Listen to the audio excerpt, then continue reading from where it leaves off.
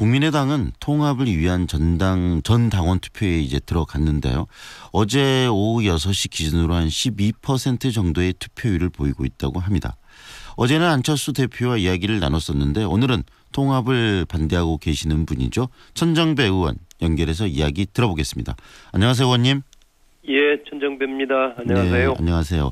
전당원 투표 어제부터 시작을 했는데요. 이 전당원 투표에 대해서 일부 의원들이 지금 또 금지 가처분 신청을 법원에 냈고 그게 또 각하 기각 결정이 내려졌는데 이 일련의 과정 어떻게 생각하십니까? 예, 매우 안타깝습니다. 안철수 대표의 일방적인 보수 적폐 야합 추진으로 당이 심각하게 분열되어 있어요. 네. 같은 당 사람이라고 하기 어려울 정도로 분열되어 있습니다. 걱정입니다. 네.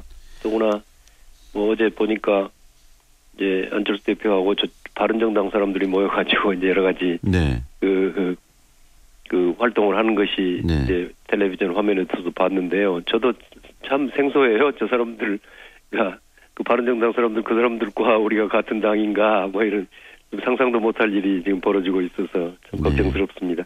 국민들이 궁금해하는 것은 이번에 전 당원 투표를 통해서 결과가 나오게 되면 그 결과가 최종 결과인가 이것도 좀 궁금해하는데 어떻게 보십니까? 아니죠. 그거는 전혀 그런 게 아니고요. 네.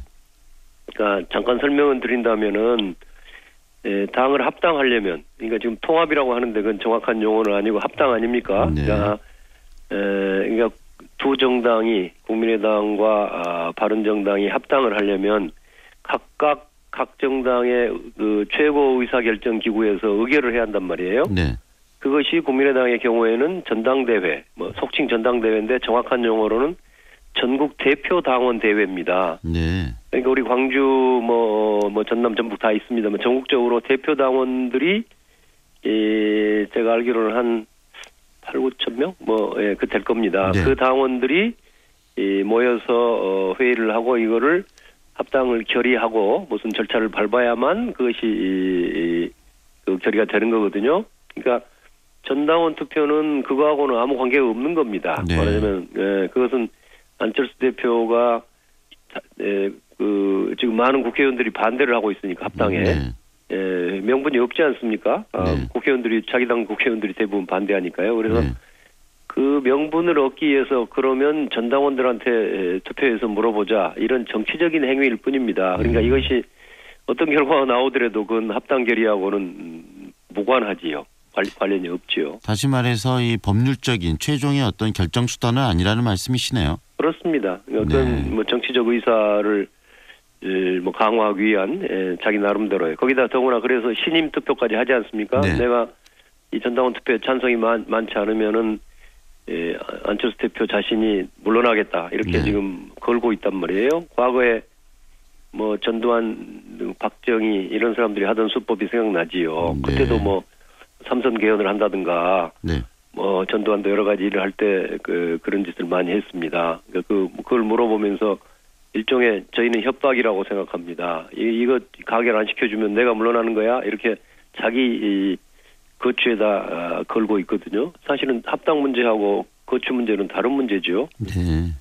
일부에서는 이 전당대회를 굳이 하지 않더라도 이 전 당원들의 의사를 묻는 것이 이 전 당원 투표이기 때문에 이걸로 전당대회 효과를 가름할 수 있다라는 말을 하는데 그건 아니라는 말씀이시네요. 우선 정당법에 그렇게 안 돼 있습니다. 정당법에 그 당의 최고 의결 기구의 결정을 받도록 돼 있죠. 중앙선관위원회가 전당원 투표 결과 가져왔다고 그래서 그것은 합당 결의 받아주지 않습니다. 아이고 대한민국이 법치국가인데 그게 그렇게 되겠습니까? 그리고 이게 그리고 이제 실질적으로도 당을 바꾼다는 것은 지금 지난해 광주 서구을 유권자들이 천정배를 국민의당의 국회의원으로 뽑아주셨지 않습니까? 네.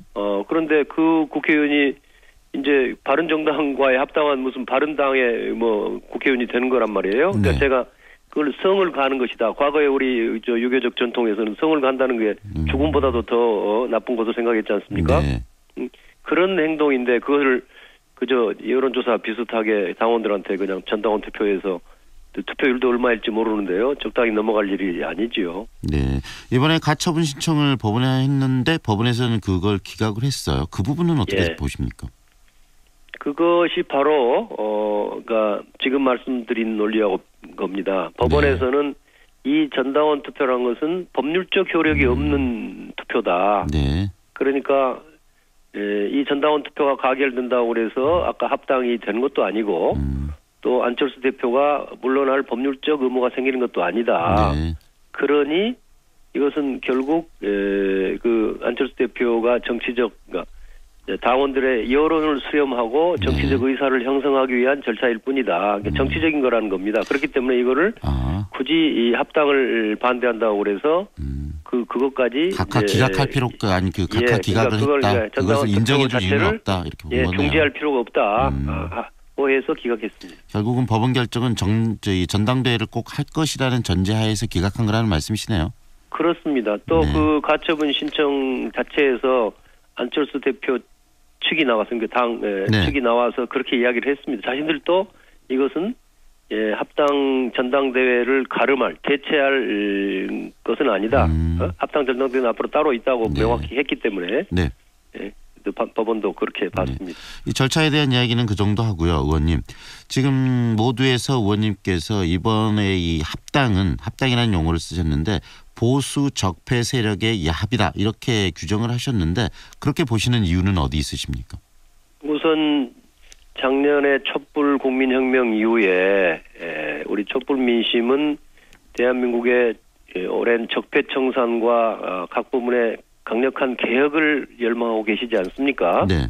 전국적으로 국민들이 압도적으로 그렇지만은 더구나 우리 광주나 호남에서는 뭐 더더욱 압도적이죠. 그런데 지금 안철수 대표가 합당을 하려는 동기와 또 앞으로 합당해서 그 당이 어떤 방향으로 갈 것인가를 봐야 할 텐데요. 네.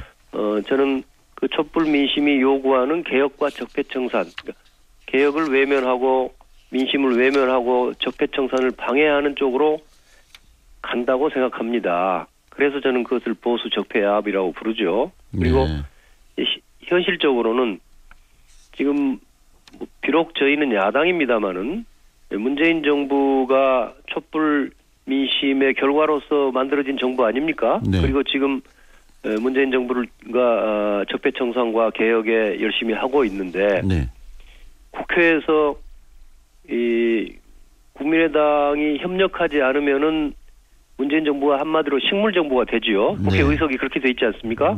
예. 그런데 안철수 대표와 바른정당이 합당한다면 그 정당이 어떤 역할을 할 것인가 이걸 한번 분명히 봐야 됩니다. 그럼 명백하게 그것은 문재인 정부의 개혁과 적폐청산 작업을 방해하고 반대하기 위해서 그렇게 한 거란 말이에요. 예.